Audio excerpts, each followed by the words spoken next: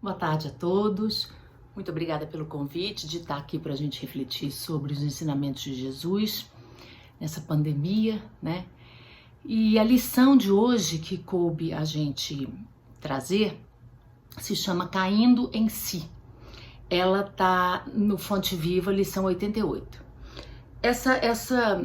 O trechinho, né, que sempre é colocado antes, diz o seguinte: caindo, porém, aqui é minha cola, tá? Caindo, porém, em si, e aí continua. Isso tá em Lucas, de 1 até 32. Esse pequeno trecho, anotado por Lucas, ele é da parábola do filho pródigo. Cair em si é reconhecer o erro ou a sua própria imprudência depois de ter se iludido com alguma coisa. Já aconteceu com a gente, né? E também é tomar consciência do que fez, que às vezes não tem jeito de consertar, ou do que ia fazer. Quer dizer, aí ainda tem como a gente consertar. Bom, então, essa colocação tá nessa parte na qual Jesus estava pregando, como sempre. Antes eu queria falar uma coisa que tem sempre um pouco de confusão. Quando a gente fala parábola do filho pródigo, eu já vi muita gente confundir de ser assim, nossa, o filho maravilhoso. Não, é porque a gente confunde com prodígio. Uma pessoa que é um prodígio em alguma coisa significa que ela consegue fazer maravilhas naquela determinada função. E o pródigo é sempre uma pessoa que é pródiga, é uma pessoa que é sempre gastadora, gasta mais do que tem, dissipa seus bens, gasta mais do que é necessário. Então, esse é o significado de pródigo, para a gente não confundir com prodígio. Então, Jesus estava pregando e as pessoas que estavam ouvindo ele pregar eram também os publicanos, que eram as pessoas que cobravam os impostos. E eles eram muito mal vistos, logicamente, porque eles estavam fazendo o serviço dele, mas aí o que eles faziam com o serviço deles é uma outra história.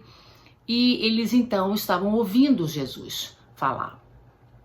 Só que próximo a onde eles estavam tinha os fariseus, que eram aqueles doutores da lei, e tinham os escribas.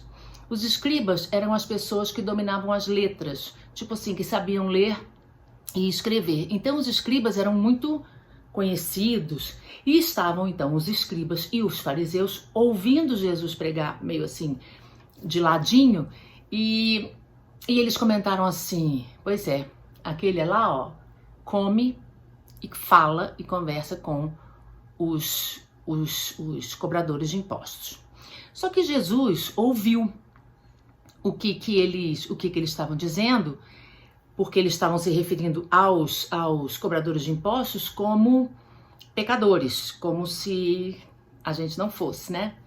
Então, Jesus convida eles a chegar um pouco mais próximo e diz para ele o seguinte, começa a contar uma história que é a seguinte: qual de vocês aqui presentes, que tendo 100 ovelhas, ao verificar que perdeu uma, não deixa as 99 ovelhas num determinado lugar e sai à procura dessa uma ovelha que se perdeu? E mais, quando encontra essa ovelha, fica muito satisfeito, coloca ela nos ombros e volta satisfeito porque você continua com 100 ovelhas. Aquela que estava perdida, você conseguiu trazer de volta. E ele então, Jesus então diz o seguinte: vale muito para os céus, ele coloca dessa forma, o arrependimento, o resgate de uma criatura, do que a conversão de 99 justos. Porque os justos já estão dentro de uma questão moral e ética avançada, e esse então, se convertendo, voltando, ele consegue então provocar uma grande alegria em todos os espaços dos universos. E ele continua então dizendo o seguinte: qual das mulheres que, tendo 10 moedas em casa, perde uma? A gente já viveu isso. E no perder essa moeda, a gente tira as coisas do lugar, passa vassoura, passa um negócio embaixo do móvel para poder ver se a moeda tá lá, e quando encontra a moeda, fica bastante satisfeito, fica feliz. Puxa, graças a Deus que eu não perdi essa moeda, ou eu perdi e consegui encontrar essa moeda. Então, ele continua dizendo que há muita alegria diante dos anjos de Deus por um pecador que se arrepende. E aí ele começa, aproveitando essas duas parábolas, a parábola da moeda perdida e a parábola da ovelha perdida, ele começa a contar a parábola do filho pródigo, que agora a gente já sabe que é aquele filho gastador, aquele filho que gasta mais do que pode. Essa parábola é uma parábola muito bonita, ela é maior do que a gente vai conseguir expor aqui, ela tem mais detalhes, mas de qualquer forma eu acho que ela vai tocar o coração da gente. Então, dizia Jesus, um homem, um fazendeiro, muito rico, tinha 2 filhos, o mais novo e o mais velho. E um belo dia, o mais novo virou para ele e falou: pai, eu quero o que me cabe de herança, porque eu vou embora. Só para a gente localizar em tempo e espaço, essa ruptura com a família, e principalmente com o patriarca, que era quem aparecia, não sei se vocês se lembram que as mulheres não apareciam muito nessa época, era uma coisa do nível máximo de absurdo. Além disso, herança, isso é uma coisa para outra história, para outra época. Herança é um presente. Ninguém tem obrigação de deixar herança para ninguém. Mas esse rapaz, esse filho mais novo, pediu. E nesse pedir dele, o que fica nas entrelinhas é: eu quero que você morra. Isso pode ser consciente, pode ser inconsciente. Porque você não me serve de nada. O que me serve é aquilo que você tem hoje, pelo qual você trabalhou a vida inteira e que eu quero para mim. É isso que me importa. Você não me importa. Essa é a mensagem subliminar que fica colocada nessa fala do filho mais novo.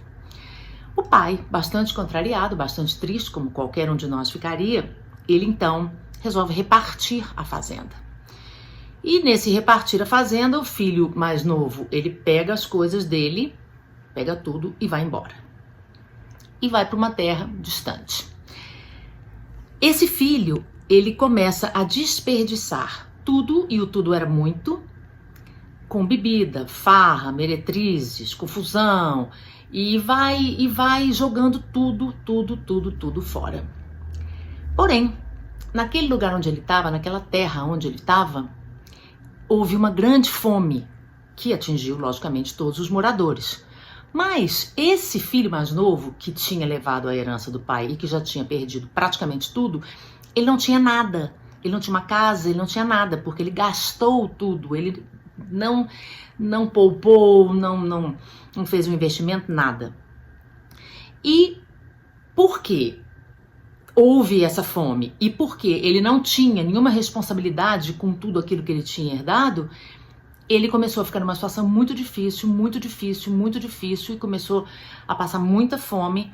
E um dia ele encontrou um cidadão e ele disse para esse cidadão: eu preciso de um trabalho, eu preciso de qualquer coisa para eu poder sobreviver. A situação não estava boa para ninguém e esse cidadão então disse o seguinte: toma conta dos meus porcos.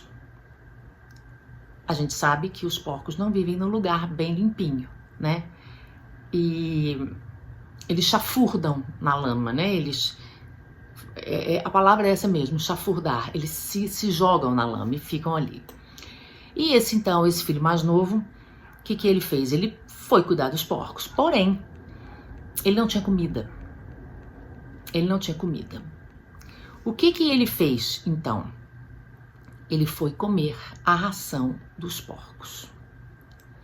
Quando ele viu que ele estava comendo aquelas bolotas que os porcos comiam, porque ninguém dava nada para ele, ele caiu em si.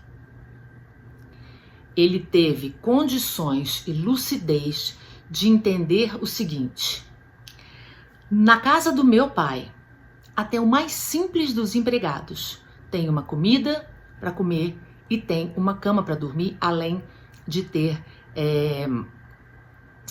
roupa, condições de viver, de sobreviver. E aqui eu passo fome. Nesse momento que a gente fala que caiu a ficha dele, que ele caiu em si, que ele teve essa luz, que ele teve essa consciência, ele entendeu também que ele tinha perdido a dignidade. Dignidade é uma qualidade moral que faz com que as pessoas te vejam com algum respeito. Isso é que é dignidade. E você também consegue se ver de uma forma respeitosa. Então ele perdeu isso. Ele caiu em si do que ele fez, do afastamento dele. Ele caiu em si de que ele destruiu tudo que o pai dele fez para que ele tivesse num futuro. Ele caiu em si de que qualquer outra pessoa que trabalhasse na casa do pai tinha mais do que ele, condição de sobrevivência. E existe uma fala que eu já ouvi também e que eu também já pensei, que é assim: ninguém muda de repente. A gente vai falar um pouco sobre isso mais daqui a pouco. Muda. Tem gente que a pancada vem tão forte que a pessoa perde, quando ela perde a dignidade, ela muda de repente, porque ela não tem mais nada. Nada. Quando ela cai em si do tamanho do que aconteceu com ela, que ela fez muitas das vezes para acontecer, ela não tem outra alternativa a não ser virar essa página e começar uma nova vida. Bom, outras vezes também a gente cai em si, mas a gente vê o que estava acontecendo, a gente vê o que ia acontecer. Às vezes dá tempo de consertar, às vezes não dá tempo. E no caso de dar tempo, a gente ainda precisa de um tempo para elaborar aquilo. A gente vai ver já nos exemplos que a gente separou. Então, o que esse filho mais novo faz? Ele resolve se levantar. Olha a condição que Jesus coloca, né? Porque ele não estava nem levantado, nem de pé. Ele resolve se levantar e resolve então procurar o pai. Quando ele vai procurar o pai, porque ele conhecia o caminho da fazenda, ele vê uma figura lá no final do caminho. Essa figura era o pai dele, que pressentindo, sentindo, antevendo que esse filho estava voltando, corre para a beirada do caminho. E mais, corre em direção ao filho, porque vendo que esse filho fez um movimento de vir até ele, ele não deixa nem ele vir mais, ele corre em direção a esse filho, que está sujo, maltrapilho, cheirando mal, magro, com fome, talvez doenças, enfim, outras coisas. Ele corre em direção a esse filho, abraça, beija esse filho e esse filho diz para ele: eu não sou digno, pai, de vir aqui como teu filho. Me faz um empregado da tua fazenda. E o pai, sem responder, diz aos servos o seguinte: tragam depressa o anel, a túnica e o calçado para o meu filho, para que ele volte a ser um ser humano que ele já não estava mais sendo. E matem o bezerro que está cevado, que está mais apropriado, porque nós vamos festejar. Meu filho estava perdido e agora ele se encontrou. Vamos nos alegrar. O seu filho mais velho, que estava no campo, vendo música, vendo correria, gente falando, alegria e tal, chegou e perguntou o que estava acontecendo. Perguntou aos servos. E os servos disseram para ele: seu irmão voltou. E seu pai pediu que a gente pegasse o bezerro cevado para a gente comemorar, fazer uma festa, para a gente então ficar alegre com a volta do seu irmão. E o irmão mais velho disse que achava aquilo tudo um absurdo. E o pai veio conversar com ele e falou: meu filho, uma alegria muito grande isso tudo está acontecendo. E o filho mais velho disse para ele o seguinte: pai, eu tô com você o tempo todo. Você nunca me deu um cabrito para eu me alegrar com os meus amigos, para eu comemorar, nada.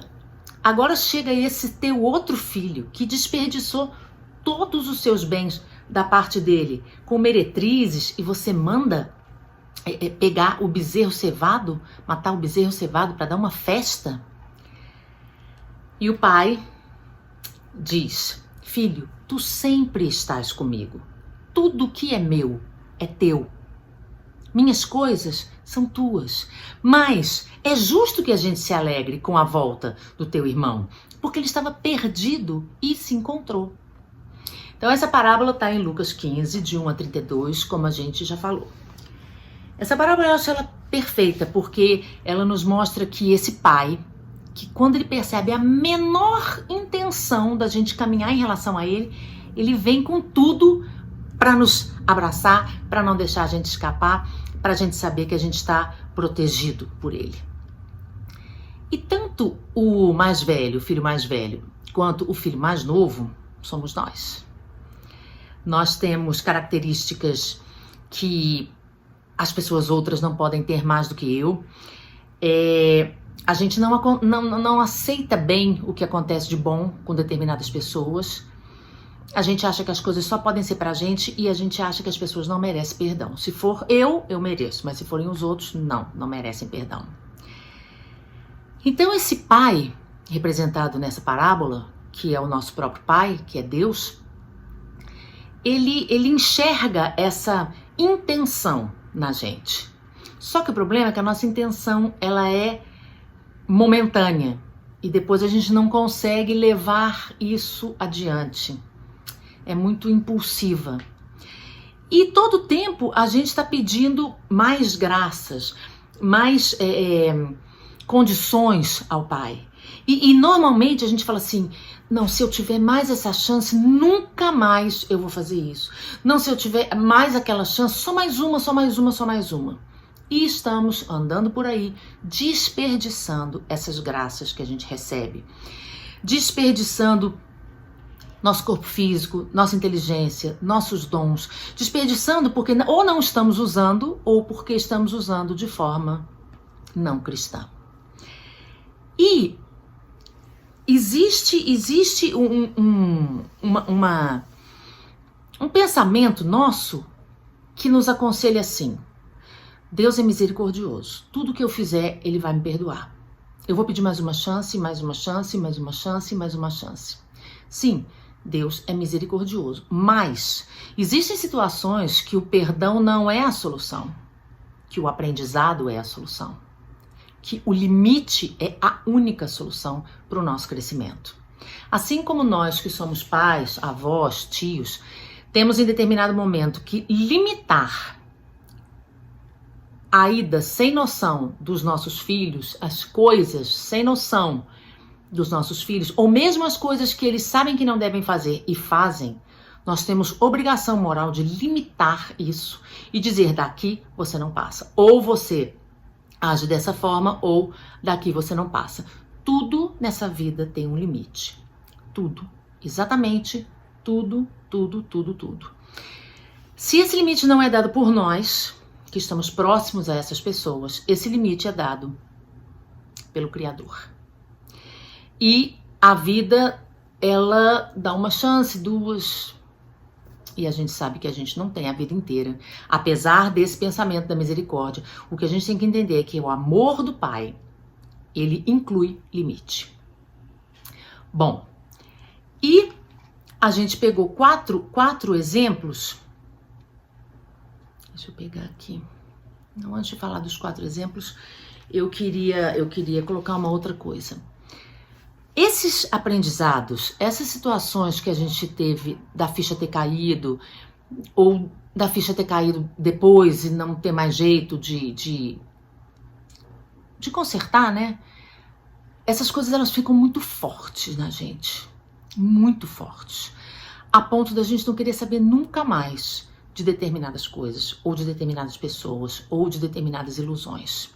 Então, isso é uma coisa muito forte, sim, que faz com que a gente mude o nosso comportamento, sim.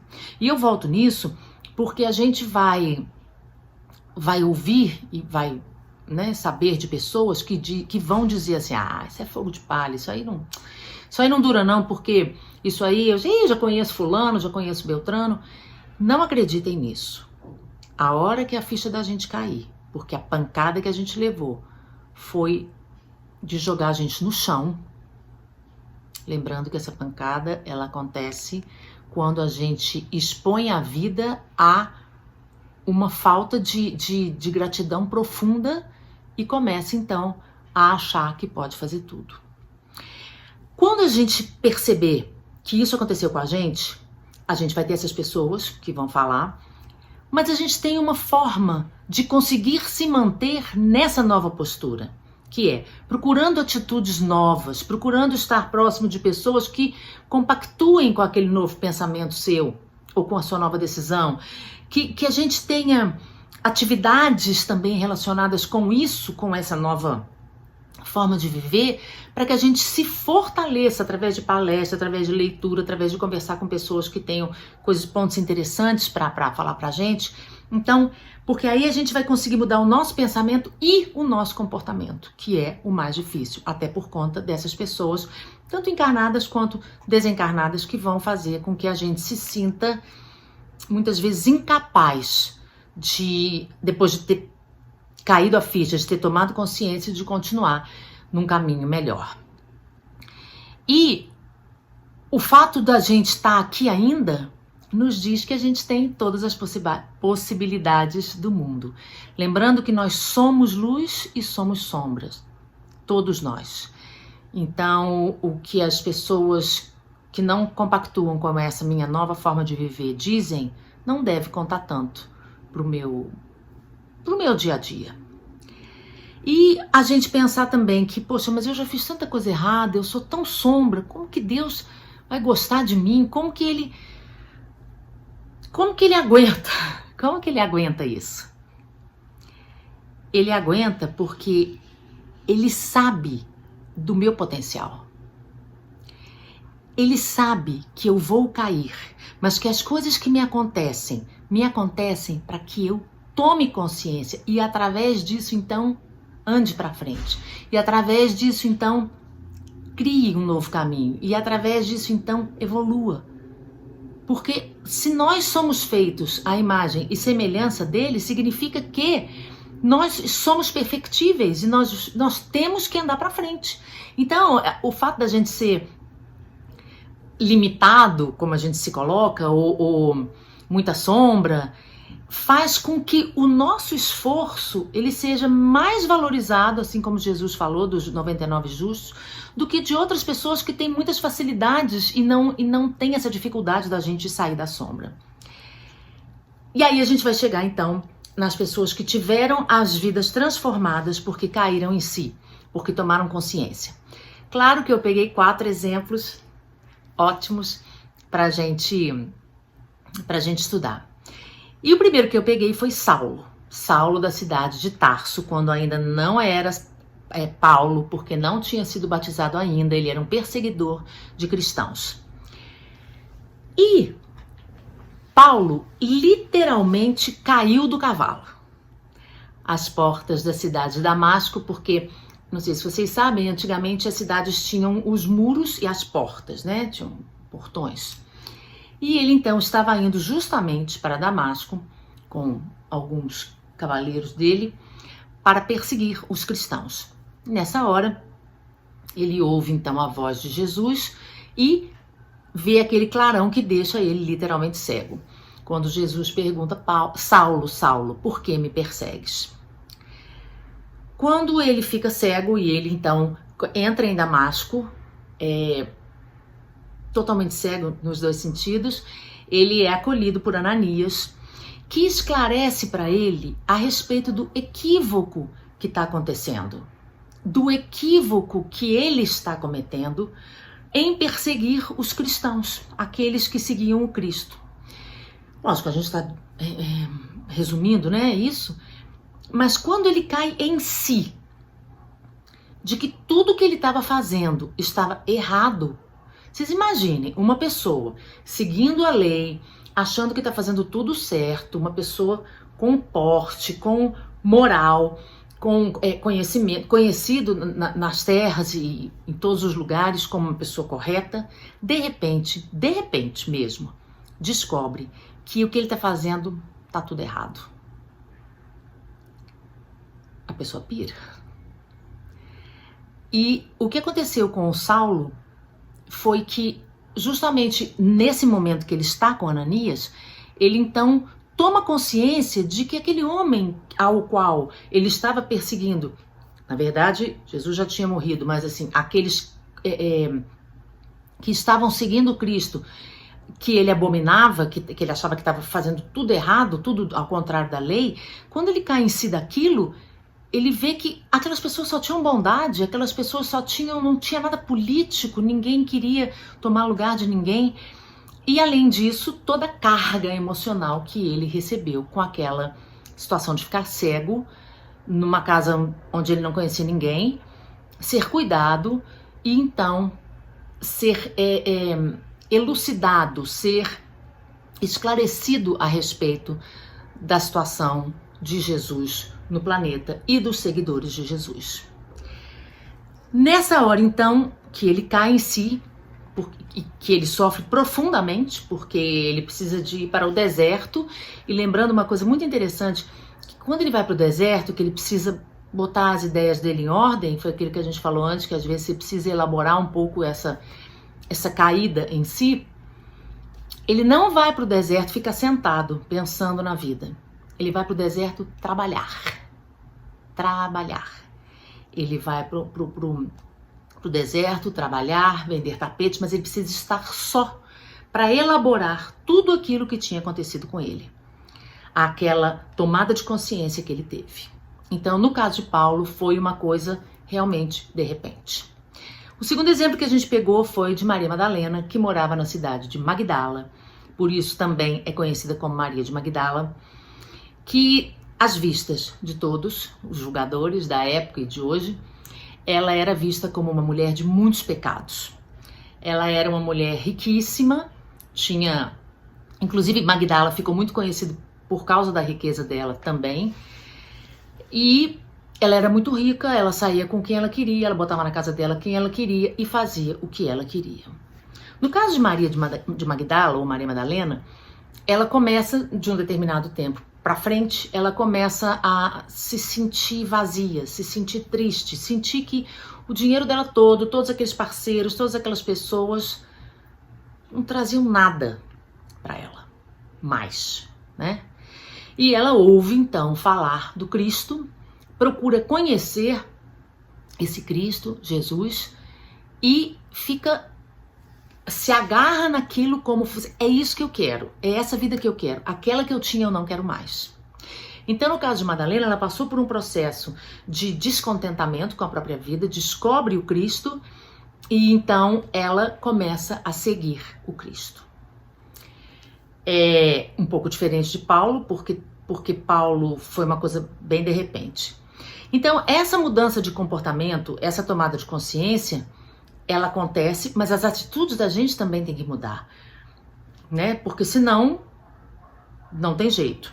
E uma coisa interessante também é que muitas vezes essa tomada de consciência da gente, ela acontece depois de um monte de cabeçada. Um monte de cabeçada. E a gente pensa, se eu continuar por esse caminho, eu tô perdida, literalmente perdida. O terceiro exemplo, a gente falou de Paulo, falou de Maria Madalena e nós vamos falar agora de Pedro. Pedro foi foi a pessoa a quem Jesus disse que sobre ele ia construir a própria igreja. E Pedro acompanhava Jesus, ele viu tudo que Jesus fez, ele assistiu. E quando Jesus foi crucificado, os apóstolos, tirando João, eles sumiram, desapareceram, apavorados, porque eles pensavam que, como eles eram seguidores de Jesus, eles iam ser perseguidos e mortos também. Lembrando que Pedro negou Jesus 3 vezes no dia que ele ia ser, quer dizer, na madrugada, né, que ele ia ser crucificado no dia seguinte, ele, depois dessa fuga, dessa debandada, né, dos discípulos, ele então cai em si, depois de um tempo, e fala, não, Jesus confiou em mim para continuar tudo isso que eu vi, toda a transformação que eu vi em tantas pessoas. E aí ele volta para o trabalho que era esperado dele e trabalha arduamente durante a vida toda.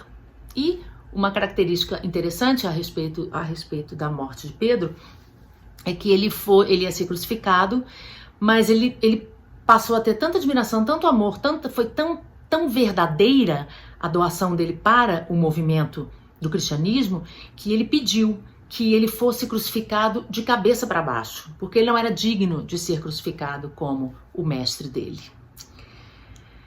E o quarto exemplo que a gente separou é um exemplo que, infelizmente, a tomada de consciência, a questão de cair em si, não aconteceu na hora certa, aconteceu depois. E a gente está falando de um dos 12 apóstolos, Judas Iscariotes, que é muito rechaçado, xingado, não sei a palavra, hoje em dia, e sempre foi o tempo inteiro, mas é preciso que a gente entenda em que situação ele trabalhou nessa história toda.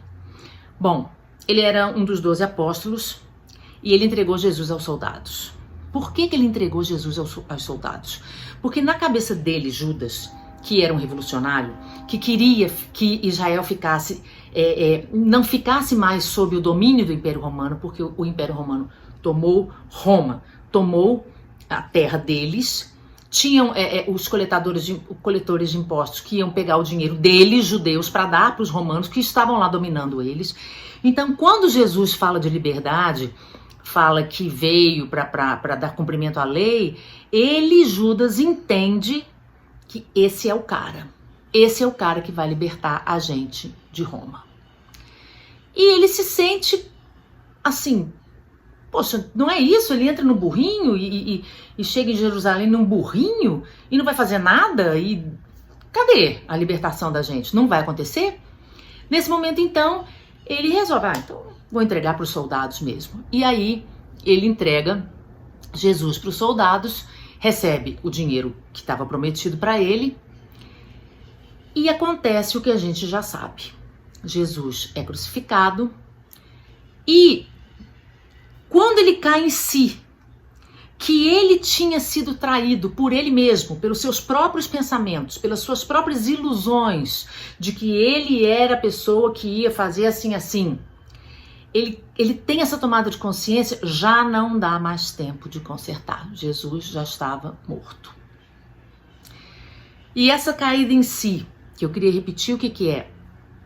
A gente cai em si quando a gente reconhece o erro ou a nossa imprudência depois de ter se iludido com alguma coisa, ou ainda a gente toma consciência do que a gente fez ou do que a gente ia fazer. Bom, no caso de Judas, ele fica tão desesperado com o mal feito, né, que ele tinha feito, quando ele caiu em si e falou, não é nada disso, eu me iludi, isso não era para ter acontecido dessa forma, ele comete suicídio. A gente sabe disso, a gente não vai entrar muito nessa questão porque não vai dar tempo. E a gente... que agora saiu daqui. O que a gente tem que se lembrar é que, independente de qualquer coisa, independente de quanto a gente já errou, de quanto a gente não tem, acha que não tem mais salvação, acha que não tem mais jeito, a gente deve entender que nós não estamos firmes ainda, então é natural que a gente seja tentado, é natural que a gente caia em tentações, mas o importante seria a gente perceber a tentação e falar, não, isso não vai me pegar de novo, não. Perceber a tentação de estar quase cometendo o mesmo erro ou estar próximo de fazer uma coisa que depois não vai ter jeito de consertar. O importante que eu acho dessa parábola e dessa conversa, desse exemplo dessas 4 criaturas que a gente trouxe aqui, é a gente ter cautela, porque nós temos as nossas características, as nossas sombras. Muitas vezes elas nos fazem tomar atitudes, não elas, né? A gente toma determinadas atitudes porque a gente é dessa maneira, mas a gente não pode ter mais isso como desculpa. A gente tem que olhar para a gente mesmo, perceber as nossas sombras e resolver fazer com que brilhe finalmente a nossa luz. De forma simples, todos os dias, tomando uma atitude diferente aqui, uma atitude diferente ali e vivendo em paz.